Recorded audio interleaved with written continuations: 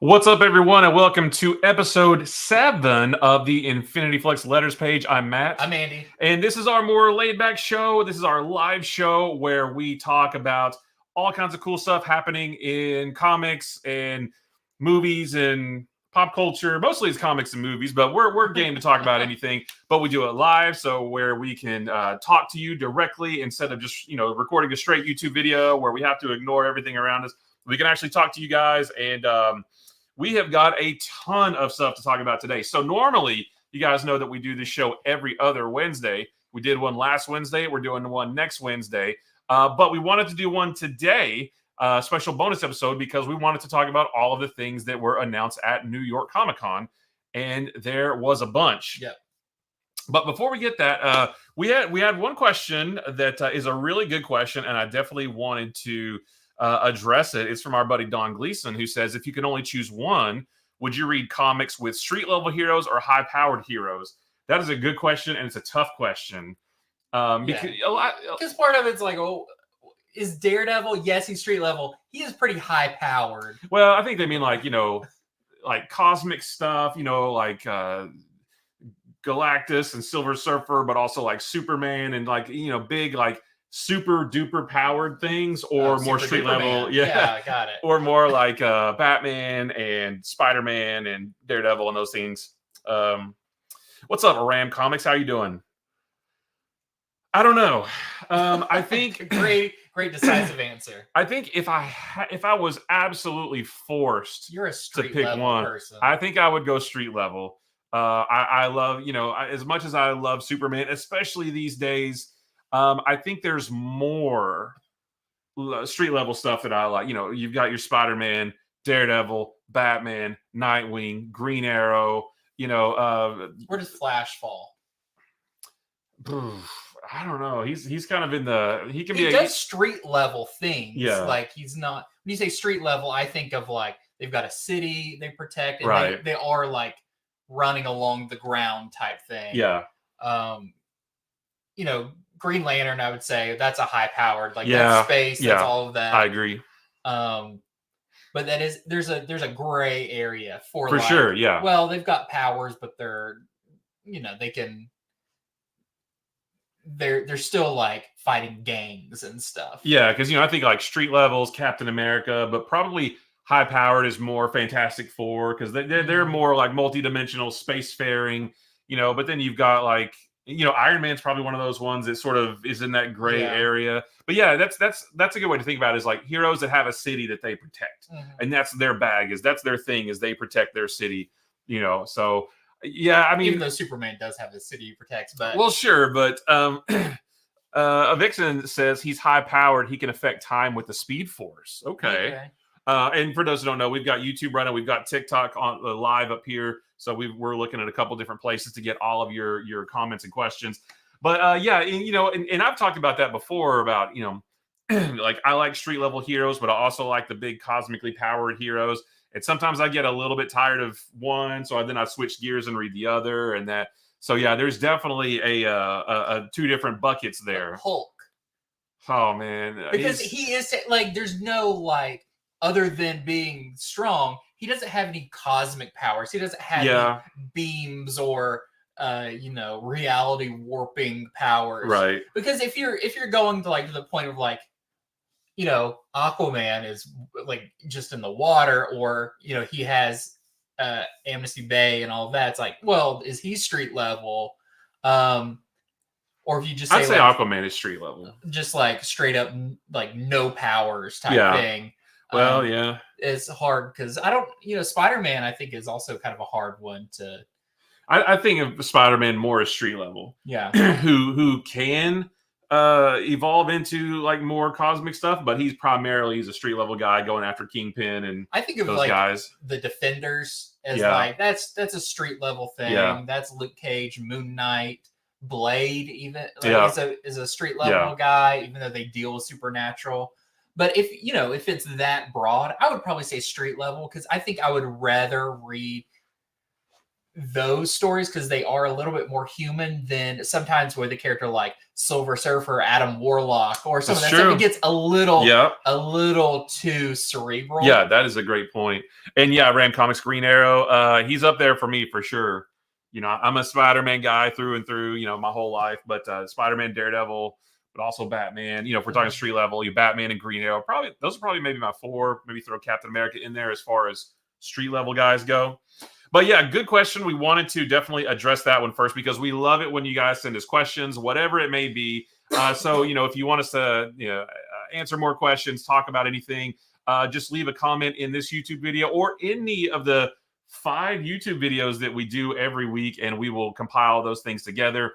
And like I said, we're doing another show next week, so we can do more. Mark says that Aquaman is water level. Yeah. So I guess he's below street level. Like he's under the sea, like Sebastian. Although I've seen him, a truck hit him and the truck splits in half. That's true. He's been on some streets. That's true. And Vixen on TikTok says, where does Wonder Woman fall? I'd put her more in the high powered with Superman. She's been with gods. Yeah. Some of the time. Yeah. And I feel like that's kind of a big thing.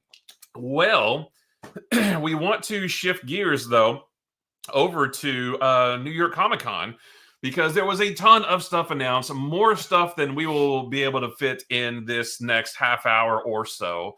But we wanted to at least address some of it. And I feel bad because like I love to do like comic news videos on TikTok and stuff, and I haven't done any for New York because there's so much. Yeah. And time is so limited, especially with the other work that we do here. So I haven't really even looked too much in super in depth. I just saw, oh, they announced this, they announced that. That's cool. Yeah, I usually look at what they announced, who's the creative team on it, and is there any like sample art or covers from it. That's about as deep as I go. I don't really look into like what's the story. Yeah. Because I know I'm gonna get that eventually. Yeah. Unless it's something I really, really care about. But yeah, I try to get the base information. Yeah. And I'm like, okay, I'm good with that. Yeah.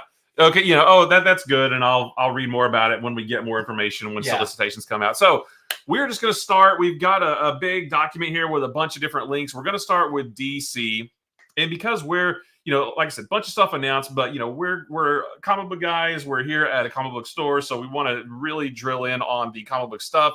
So we are going to we want to start with DC, and we want to start with, I think, the one that we're both the most excited about, and that is the announcement of a new Aquaman series.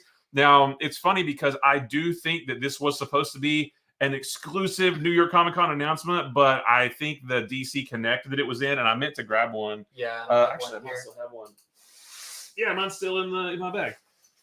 Oh, look at that, yeah.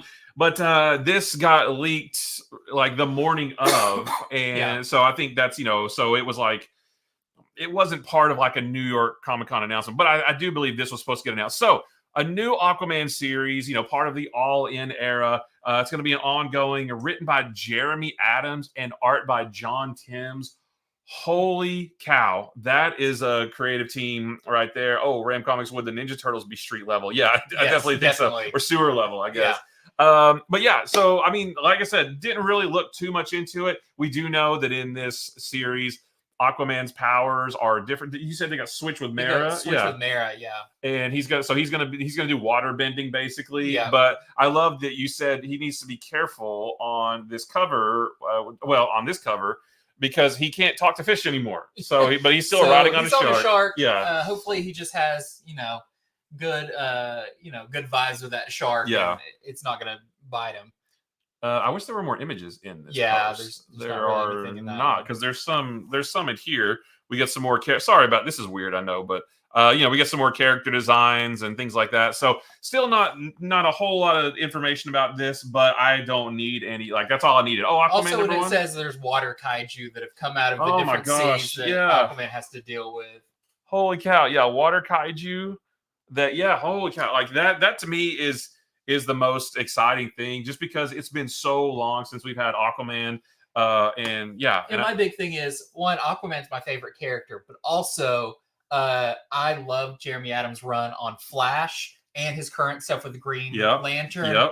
And I love John Timms' art. So for me, this is a home run all the way around. Yeah, absolutely. And I commented on one of Jeremy Adams' posts where he announced, I was like, just please stay on it a long time. Yeah. Because I feel like his Flash, the length of time he was on, was like, oh, we really got some like big storytelling and some like, the 1 minute war or 1 second war, or like, he had little events within it. And I love that. Yeah. That you're on something long enough to do that kind of thing. I think he will. I don't know that John Timms will stay around. I hope he does. I love John Timms. Just thinking about, he wasn't on the Superman Son of Kal-El series very long.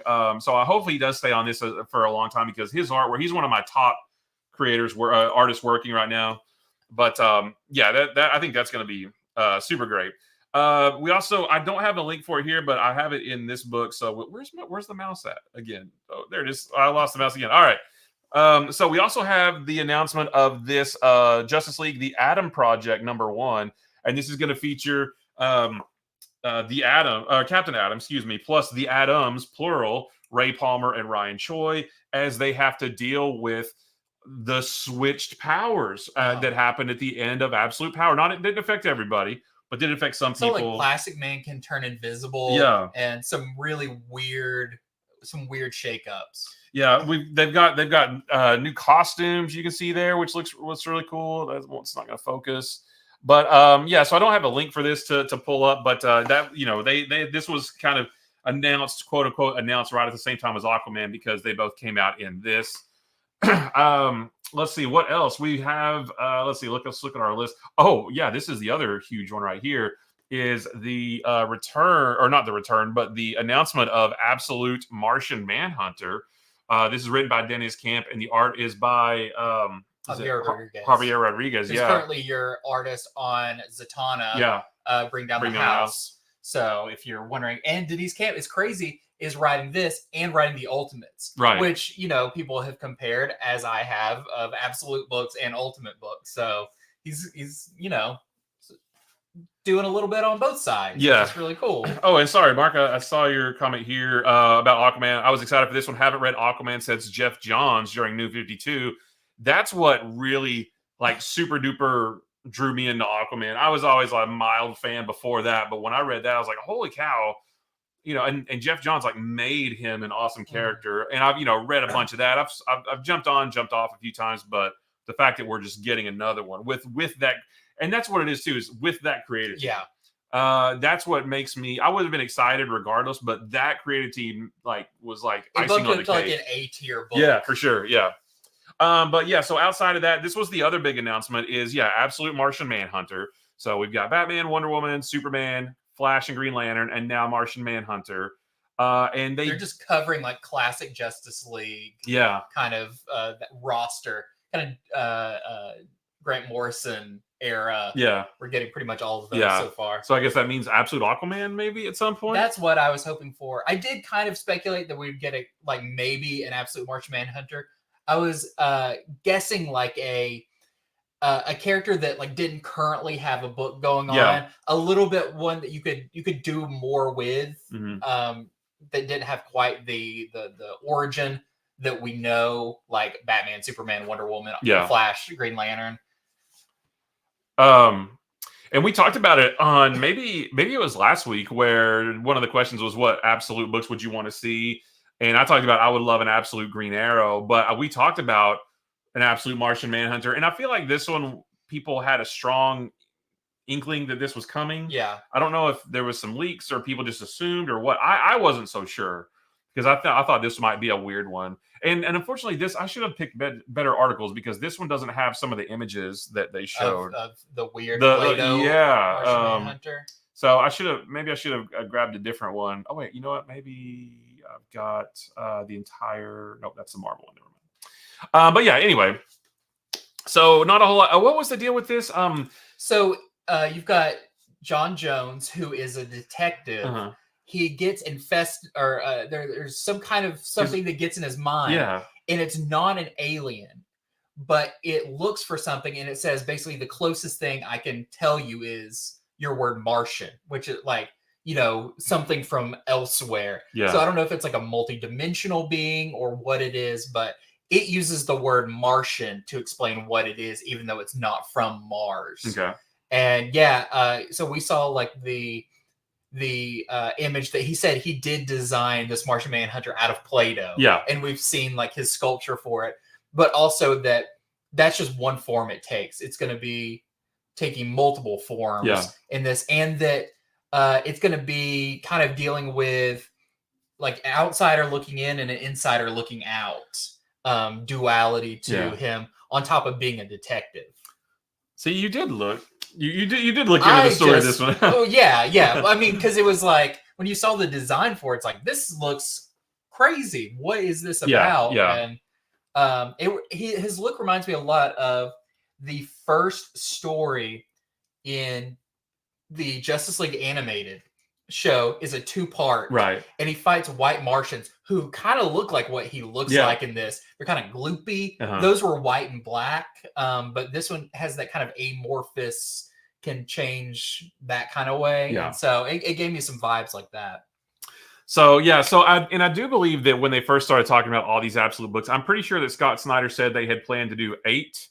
We only know of 6. Yeah, I thought they were going to announce all the remaining 3, but they haven't yet. So they still got more up their sleeve. I don't know when the other 2 by might the time the first wave of 3 are out. Yeah, I think they'll be more comfortable with. Well, then we would have our next 3 with Flash, Green Lantern, and Martian Manhunter, and then 2 more. So it may not be until we get Absolute Flash that we hear about what the next 2 are, because I don't think they want to like pile them on people, or people even before they come out they feel overwhelmed.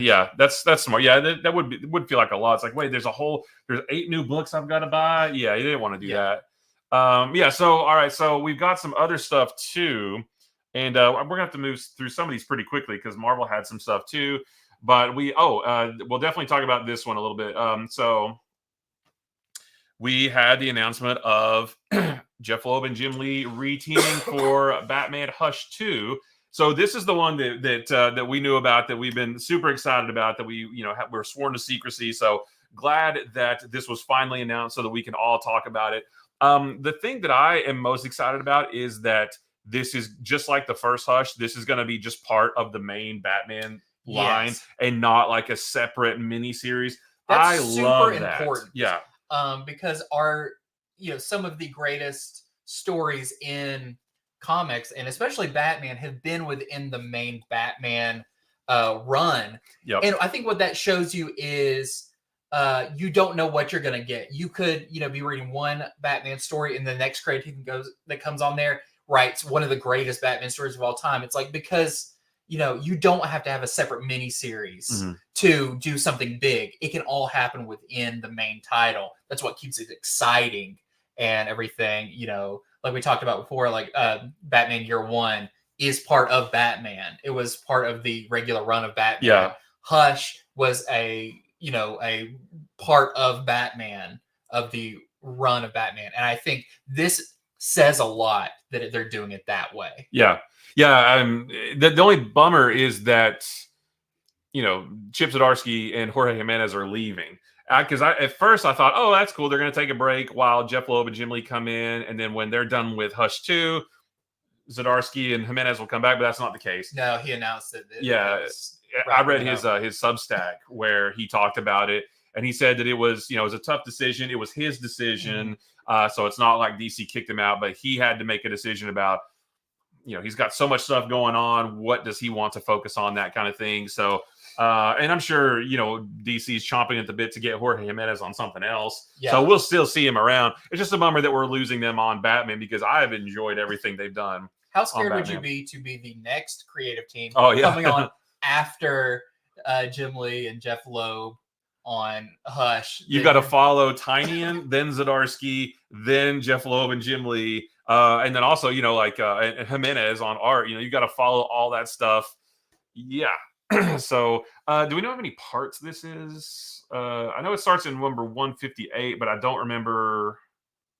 I'm not sure right off the bat. 6 issues. 6 issues. Yeah. Okay. Yeah. So I'm really excited. I love the first Hush. So, I know a decent bit more about this that I don't think has still been revealed. Yeah. But it's going to be really exciting. And I know a lot of people have been like, well, Jim Lee's not going to be on it for a long time. No, Jim Lee is going to be on it for the entire thing. Like, I know that for a fact. Yeah. It's on paper that's Yeah. what it's going to be. So don't feel like, oh, he's going to switch over to doing covers or whatever. It's like, no, this is going to be Hush 2 through and through. It's only 6 issues instead of the other one, which was 12 or something. But yes, it is going to be Jim Lee on all 6 issues. And hey, I mean, 6 issues of Jim Lee interior art these days is a godsend, basically. So yeah, I'm very excited for this. And I know you will be seeing more of Hush 2 sooner rather than later. That's right. I don't know if that was officially announced. Yeah, but just that you'll be seeing more of sooner than you think art and everything. Yeah. So yeah, absolutely. We'll leave it at that. Yep. All right. So there's some other things too that we'll just kind of skim over. There's the return of the DC Vertigo branding, which we were just talking about before we started. I never really read much Vertigo, so that didn't have too much of this announcement didn't have too much of an impact on me. But I know there's a ton of people who love Vertigo and was sad that it ended. Of course, we've been getting Black Label stuff, which is a nice, it's a nice offering, in place of Vertigo. It doesn't compare though. So for me, when I started reading, of course, I started reading like the main titles and Blackest Night and all of that. But it wasn't long before I started picking up Vertigo books because I always describe them. And when we get people come to the store and talk about Vertigo, I always say they're more literary. Yeah, they have more of this vibe. Maybe that's why I didn't read too many because so I love stuff like, I mean, one of my favorite series of all time is Fables, but we also have stuff like Unwritten. You had stuff like Greek Street. There's all the Sandman stuff, obviously. The Sandman stuff and the books of magic and all of that. But it all carried a certain weight or a maturity to it that was a little bit more than over-the-top action. It was, you could give it to somebody who maybe wasn't a superhero fan, and they would like a lot of that stuff. Yeah. And my hope is they bring that with it, because that's where Alan Moore's Swamp Thing came from. That's not really a superhero book. That's a horror and kind of a psychological, what does it mean to be this creature, all of that. So if they bring that same feel with it, I am all for the return of Vertigo. Yeah, and I guess Vertigo was big in the 90s too, and I was just a young, dumb kid back then, and I wasn't interested. I just wanted my Spider-Man and my X-Men, so I feel like I missed out on a lot of stuff. I would love to go back and try to revisit some of that stuff, but I'm also not super smart when it comes to like my deep brain stories.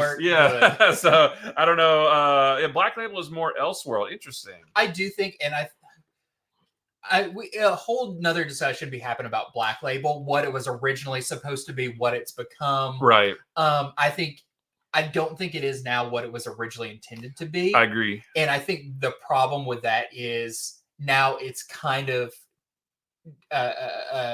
descriptionless. It doesn't, like, what is a Black Label? Where they're like, well, it's its own, separate. People can tell their own stories there. It's like, yeah, but you could, people are doing that with these. You could have done it anyway. Yeah. Other places, what's the DC Vault?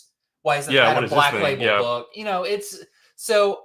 Not that I think you'll see Black Label phase out, but I think either you'll have a restructuring of what Black Label is even more, or they may just say, this is our oversized books or something. Yeah. But I do think that maybe we're going to be seeing less and less Black Label books that way. Yeah. Somebody asked me on TikTok once, and I did a video about what I thought the difference was. And I figured like Black Label was just, you're still familiar characters, but just not in continuity and could be more adult, whereas Elseworlds were wildly different takes on characters that maybe couldn't be as adult, maybe had to conform more to the standards of your typical comic book. That's how I always interpreted it. Plus, we haven't had Elseworlds back for that long. Yeah. So, for the longest time, or not for the longest time, for a couple of years, it was only Black Label, So now it's all coming back. But that kind of goes back to what I'm loving about DC right now is they're going back to everything that made them great and everything that I love. Like I said, we talked about it before, all the characters, all the All-In stuff, the characters feel extremely classic. The Bullet logo is back. Vertigo is now back. So yep, they're doing it all right.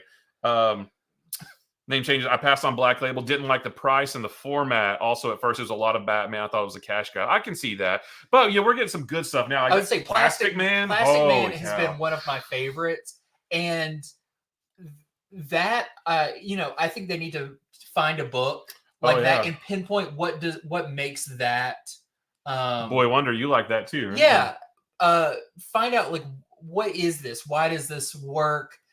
I think the Plastic Man works because it's a single character focused, and it's the ramifications, other than being out of continuity, it's the ramifications of actions in there. Yeah. Don't reflect the main universe version of it. And you can go places, characters can die, that kind of stuff, that can happen in there where it can't happen in the main universe. Mm-hmm.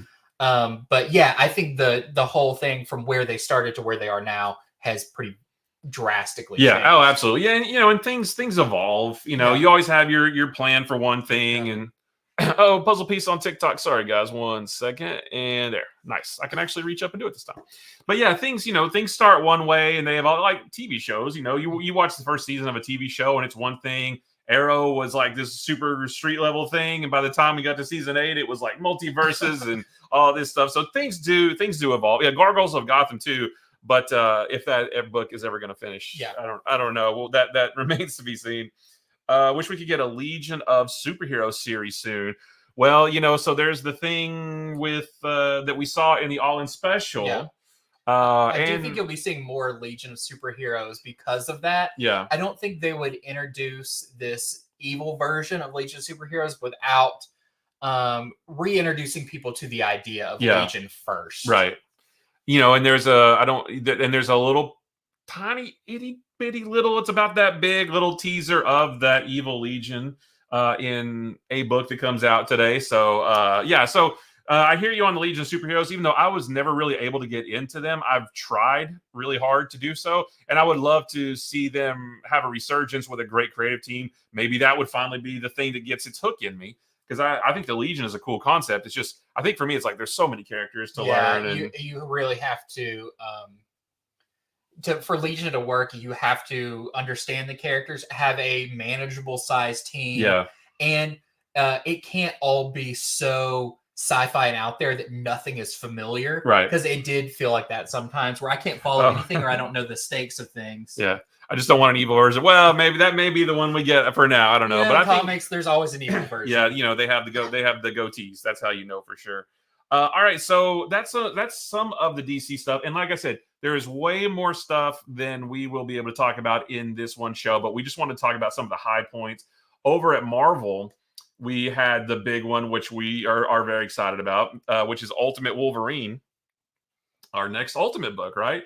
And I love how the Ultimate universe is really getting fleshed out, but it doesn't feel rushed. Right. It feels very natural. We started with a couple, but now we've got, now the Ultimates team itself is expanding with the new Hawkeye and She-Hulk, the original Human Torch, and then now this Ultimate Wolverine. And what we talked about is I'm glad that with as wildly different as Ultimate X-Men is, that we are still getting an Ultimate Wolverine that seems somewhat familiar and is separate from the weirdness of Ultimate X-Men. And I say weirdness with love, because it is a bit weird, but I'm glad that we are getting.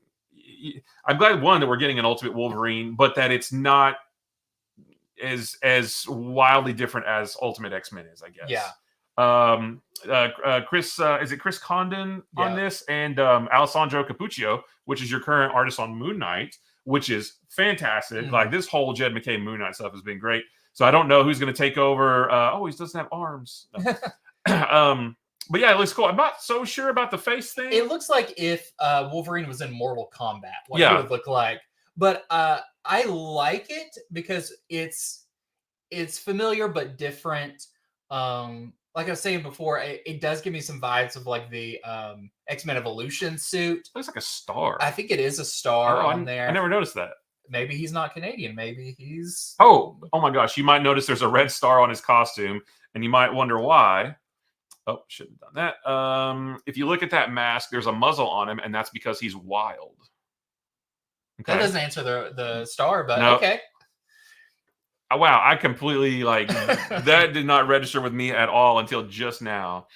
But yeah, this is still, they did say that Barry Windsor Smith's Weapon X story is very influential to this, so that's going to be really cool. I like the idea of a very wild, he comes out of the Weapon X program or whatever it is in this, and he's more of that savage Wolverine. Yeah. Which is really cool. Which I do love these kind of masks. Red Hood has one. Winter Soldier has one sometimes. I do love the over the nose and mouth mask. I guess it looks weird with this mask. That looks really cool. Oh, my cursor isn't showing on the screen, so they can't see what I'm pointing at. But I'm looking at the mask without the cowl with just his hair. I think that looks pretty cool. Have you noticed the claws too go out further? They don't go straight. They have a curve to them. That's what I was trying to look at. It's not in here. It's on one of the sample arts they showed. You could tell the claw, and I think they're spread further. Yeah. There's some Nick Bradshaw goodness. See, that looks cool. Yeah. Oh, and he's going up against the Makers guys. Is Wolverine in Russia because of Colossus and there you go. Red. Yeah, you can see here his claws are further spread apart, and I think they go a little bit further out from his body. His suit looks really cool there. I like the mask on that. Yeah, that does. Yeah, it's a little it's a little tighter to his face. Ultimate Wolverine also shows up in Ultimate Universe 1 year in, which is coming out in December. They also have a bear in chains. So is he actually a fusion of animal and man? Yeah, and then that goes back to the whole thing of what even is a mutant in this universe. Is he a mutant at all, or is he a human with the powers of a Wolverine, or vice versa? Yeah, so many unknown questions. He's got the strength of a man and a small Wolverine. Yeah, there's the spread out claws too. Yeah. So yeah, I'm very excited for this. And that was a big announcement because like I said, they're really fleshing out this universe. Easy Rider, I was wondering if they would do an Ultimate Namor to go up against Ultimate Black Panther. That would be really cool. That would be cool. I would love to see a redesign for Namor for the Ultimate Universe. Yeah. And going back to maybe his villain origin. Yeah. Of course, Ultimate Black Panther's got his hands right now with Ra and Khonshu and the Moon Knight stuff. And Doctor Strange. Yeah, now the Strange Doctor and all that stuff. But maybe I feel like maybe they could do. I could see them doing that at some point. I'm looking forward to getting some more characters. Is Ultimate Wolverine Russian? You said he's in Russia. I wonder if he's just full on Russian. That's what. I'm wondering. Because is that Bear Ursa Major? Yeah. And maybe that version of the Weapon X or Alpha Flight or whatever is Omega Red and all of that team. I feel like maybe that's the thing is, because we have over in Ultimate X-Men, the Ultimate Universe's version of Cyclops is a young Japanese schoolgirl. Canada doesn't exist in the Ultimate Universe. That's right. North America doesn't. Wait, Canada doesn't? I know North America doesn't. I think it's all lumped together. There you go. That's my pick. I think he's going to be Russian, which okay. That sounds pretty cool. Yeah. It's almost like a mix of Red Guardian and Wolverine. Yeah. Or something like that. that. I'm down for that. I am pretty excited about that. That's probably the most exciting thing for me from Marvel. Oh, but then we do have the what I think is going to be pretty cool too, which is all of this the Rise of Emperor Doom. So I did want to talk about this a bit because I think some people might be confused. So we've got this 5-issue miniseries that they announced called The Rise of Emperor Doom. And it's going to show Dr. Doom, now that he's the Sorcerer Supreme, kind of going through time and doing some things. And the One World Under Doom, that's going to be more like a status quo. It's not going to be like an event, One World Under Doom, number 1, number 2, at least not that we know of right now. It's just the status quo of the Marvel universe. Whenever this gets really going, it's a world under Doom, who is the most powerful being, I guess. But it did say something about a lot of the heroes like it, but that may be. It sounds like he might do some crazy stuff like in the past that manipulates what's going on now. Well, even the stuff that we read in the most recent issue of Avengers, where Doom's like, Yeah. why don't we just do this? Like, why don't we just fix something? Right. And some of the heroes may be like, yeah, actually, his things he's doing are working, so maybe he is right about stuff. Yeah, so if you guys haven't picked up Avengers number 19 that came out today, it's the Avengers' first encounter with Doom now that he is the Sorcerer Supreme. And I feel like nothing really major happened in that, but yeah, like you said he asked the Avengers, with all your power, why don't you take control of the world and make things better? And they said, well, just because we can doesn't mean we should. We don't have the right to. And he says, well, I have the right to. So I think that is like the first seed. He was like feeling out, trying to be like, hey, quick question. I'm just spitballing here. You guys have had all this power. Why haven't you done this? And then he is going to do that stuff. So I think that that's where we're going to get started. But I think this is really cool. Is this Ryan North, Arby Silva, and David Curiel colors? Because that is a super great team. Yeah, with as great as there's a full cover. With as great as Ryan North's Fantastic Four has been, like I think this is going to be it too, because he's been dealing with the Fantastic Four and that kind of thing. Yeah, I like the banner too. The One World Under Doom banner. Yeah, so like we said, One World Under Doom. That's just a status quo of the universe. I'm not saying this isn't going to be like some kind of event, it's but going to affect books. There's going to be One World Under Doom. And then you have your Fantastic Four book, or you've got your whatever, and it will reflect a lot of those things. Isn't that what the Squadron Supreme did about change? Are you talking about in the Heroes Reborn event from 2021? I mean, kind of. They kind of,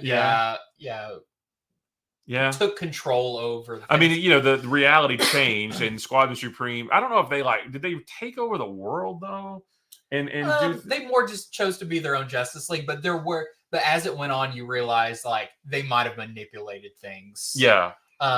What this gives me vibes of is his time as like God Doom in Secret Wars, where he essentially got to remake the planet in what he thought would be the perfect way. Right. He had the Thors as his police and all of that. So, which that is kind of like, hey, Marvel, like, didn't we already see Dr. Doom being godlike and all powerful, and now we're doing it again? But I love Dr. Doom, so I'm gonna allow it because we talked about before, like if I had the keys to the kingdom at Marvel, I would just want to do a big event in the summer. It's just the heroes going up against Dr. Doom. Nothing earth-shattering. Just hey, he's going to take over the world. We got to stop him. And actually, that's what this is. So, Marvel, thank you for watching our shows and listening to all of our conversations. But events and all these big things sometimes get a little bit tiresome. But I love Dr. Doom. Yeah. I love Dr. Doom, and I think with him being at the center of a big story, it's cooler to me than nameless vampires and stuff like that. Like, it's freaking Dr. Doom. You can't go wrong with him. Let's see what else we got from Marvel. We have we've got some stuff about Eddie Brock becoming Venom. Carnage. Correct. Wait, I need to show that. Yeah, we got some stuff about Eddie Brock becoming Carnage. That was a test. You passed. So this is obviously after the Venom War ends, which is about halfway done at this point. We also have something about the all-new Venom. Well, that's not real. That wasn't really announced. There wasn't really any big announcements for the all-new Venom stuff, but we do know there's going to be a new somebody wearing the Venom symbiote. We don't know who. It's going to be either Robbie Robertson, Madam Mask, Rick Jones, or Luke Cage. We know it's going to be one of those four. We just don't know which one yet. So to go along with that, now Eddie Brock has now becoming Carnage.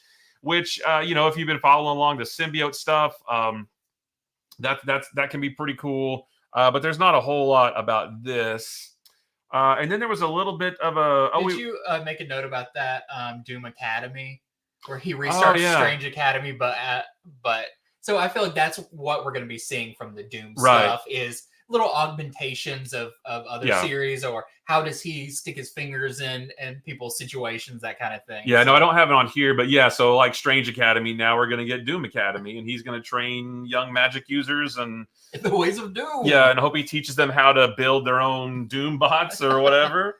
All the teachers need to be Doom bots. Can't say stuck at work. Wanted to stop in and say, what's up, fellas? What's up, Jordan? Thank you for popping in and saying hey. We really appreciate it. Yeah, so we're running low on time, but we have things like these, real quick, these Marvel Premiere collections. So I'm trying to see. Don't tell me there's not a picture here. Oh, here we go. So Marvel is doing their own Premiere collections, which is kind of like DC's Compact Comics, although they're a little bit bigger. They're $15 instead of $10. Plus, I feel like Marvel's already done the small digest book, so I don't really know why they're doing it. They already have the Mighty Marvel Masterworks, so I don't really know why they're doing this. But if it's something that might make comics more accessible to more people, I'm all for it. So it is a little bit weird that it's not quite as competitive as the DC Compact Comics. A little bit more expensive, but you're getting some cool stuff like Daredevil Born Again. So can't be too mad about that. Black Panther, A Nation Under Our Feet, Captain America, Winter Soldier, which is great. Yeah. Fantastic Four, Solve Everything, Hickman's Fantastic Four. So there's some really good stuff there. So and it's kind of curated. It's not like like starting from issue 1. It's like these are the to really get this story, read these certain issues, and so that'll be cool. Yeah, so that was pretty cool. And then some other stuff from Marvel. Shoot, I lost my mouse again. There was a little bit of a tease of this right here. They didn't. I forgot to share again. So they didn't really go too much in depth yet. We're not supposed to know too much yet, but apparently there is going to be a Spiderverse versus Venomverse at some point. So it sounds like a whole lot of Spider-Man versus a whole lot of Venoms. So if that is your thing, be on the lookout for that. It's going to come out in May, but we don't really know. I'm assuming it's going to be like a main title. Maybe there's some tie-ins and stuff like that, but we don't really know yet. But that was probably the other thing that was kind of big. And then we got to, there's a couple of image things too. There was only one that I made a note of, which is pretty cool though. James Tynion over at Image is launching a new horror universe with Michael Walsh, which is going to be pretty cool. So the two of those guys together, you got your Something Is Killing the Children mixed in with your Silver Coin. Like that's going to be really cool. Not really much yet. They're calling it Project Exquisite for right now. He did say, and it might be here. He said something about it's my effed up Energon universe, which sounds awesome. But it sounds like it's going to be some kind of, I guess, shared universe horror thing. Interesting. Which by saying it's like Energon universe, is it existing properties pulled together? Did they get the rights to some? I don't know. Or is this his characters? Because I feel like, I don't know. This is an Image or this Image, yeah. Mm-hmm. Okay, so this is not going to be Something Is Killing the Children because that's a boom. Right. So yeah, this is going to be really interesting to see what this becomes. Yeah, I love horror comics, and we love Hyde Street. Yeah. Because that is an ongoing horror book rather than a lot of the horror anthologies we have, and I love those books too. So don't get me wrong about that. But the fact that we might get a big universe or a line of comics that are all horror but that all relate to each other, that really excites me because I love comic universes. I think things like Ghost Machine, but all horror. Yeah, like that. I think that's going to be pretty cool. Is that the New Jersey Devil that Tynion is working on? Oh, I don't know. Maybe. This sounds like it could be part of that. So more to come on this. This was just a little bit of a tease, but it was enough to get me excited. And the last thing we have that I want to touch on real quick is, because I think there's a cool lineup here, is Oni, who's been putting out some great stuff lately, especially with their EC Comics revival, their Epitaphs from the Abyss, Cruel Universe. They are returning to their creator-owned roots in 2025. Nice. And here's what I'm looking for right here. So they've got these creators lined up: Christopher Cantwell, Dave Chisholm, Chris Condon, Tyler Cook, Patrick Horvath, Justin Jordan. Patrick Horvath, that's your Beneath the Trees. Yeah. Justin Jordan, Sean Cornereru, Chris Sheehan, and Michael Conrad. So more horror book. Well, no, this isn't necessarily horror. I just saw but the a lot colors. of these are horror right. writers. Right. So just more cool stuff from Oni, because like I said, they've been doing some great stuff lately too. Definitely didn't want to, have Marvel and DC overshadow everything. But that Marvel and DC were the biggest announcements, but wanted to shine a light on this stuff as well. And Image, there was an announcement of, the Bug. Bug Wars. Yeah, Bug Wars. Who's the writer? Jason Aaron on that, which sounds really fun. Yeah, it's like the war that's going on under your feet. Right.